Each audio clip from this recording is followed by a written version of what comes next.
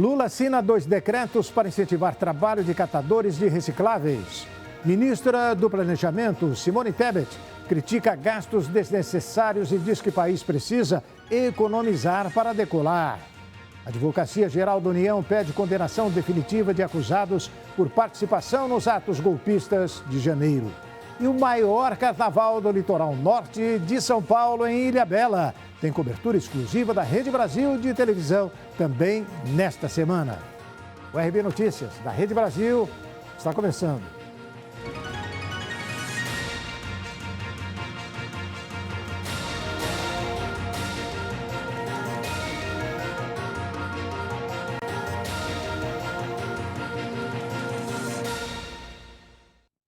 O presidente Luiz Inácio Lula da Silva assinou nesta segunda-feira 2 decretos que visam incentivar o trabalho de catadores de materiais recicláveis. De acordo com o governo, os decretos assinados durante cerimônia no Palácio do Planalto estabelecem o programa Diogo Santana Pro Catadoras e Catadores para Reciclagem Popular, certificado de crédito de reciclagem, certificado de estruturação e reciclagem de embalagens em geral e crédito de massa futura. O vice-presidente Geraldo Alckmin, a primeira-dama Janja, a ex-presidente Dilma Rousseff e o presidente da Petrobras, Jean Paul Prats, estiveram no evento. Pelo menos 10 ministros também compareceram. Em discurso após assinar os decretos, Lula afirmou que os catadores não podem se contentar com as poucas coisas que, às vezes, o governo oferece. Por mais que a gente faça decreto, por mais que a gente faça lei, certamente esse decreto, essa lei não vai atender tudo aquilo que vocês querem. Daqui a uma semana, daqui a 2 semanas, vocês vão descobrir que o decreto é pouco. Vocês querem mais do que um decreto, vocês querem um outro decreto. E vocês cobrando, o governo vai se dar conta de que ele precisa fazer.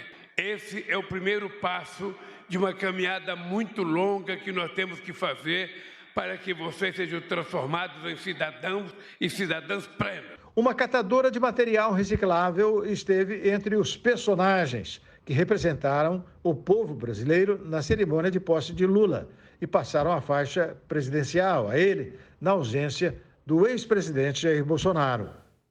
Para o comentarista Ney Gonçalves Dias, a semana será decisiva para o presidente do Banco Central, Roberto Campos Neto, alvo de críticas do presidente Lula. Acompanhe. Nesta segunda, o presidente do Banco Central, Roberto Campos Neto, participará do programa Roda Viva às 22 horas na TV Cultura de São Paulo.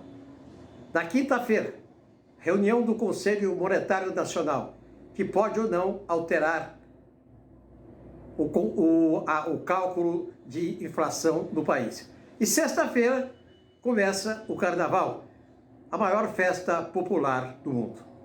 Vamos começar por hoje. Não é normal entrevistas de presidentes do Banco Central, mas as circunstâncias atuais justificam.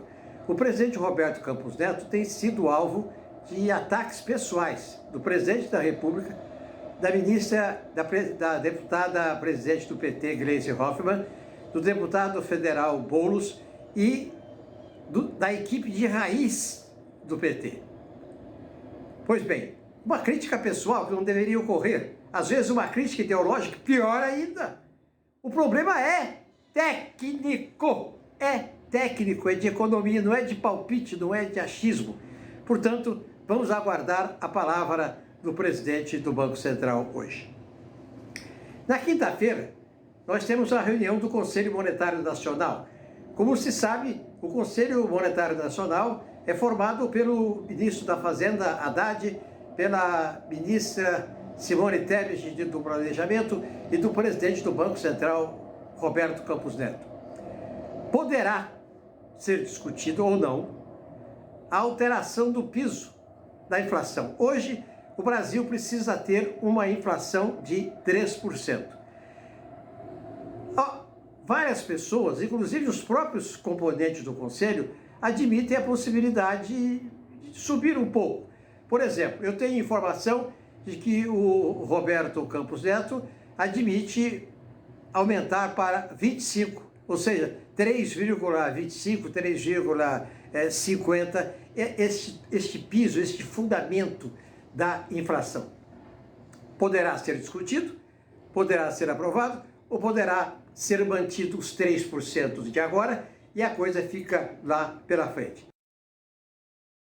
Ministro não, o presidente do Banco Central vai falar hoje durante a edição do Roda Viva da TV Cultura. Ele vai se apresentar às 10 horas da noite. Muito bem. A ministra do Planejamento, Simone Tebet, declarou que o Brasil precisa reavaliar as políticas públicas e evitar gastos desnecessários, porque, segundo ela, o déficit atual previsto para as contas públicas é insustentável.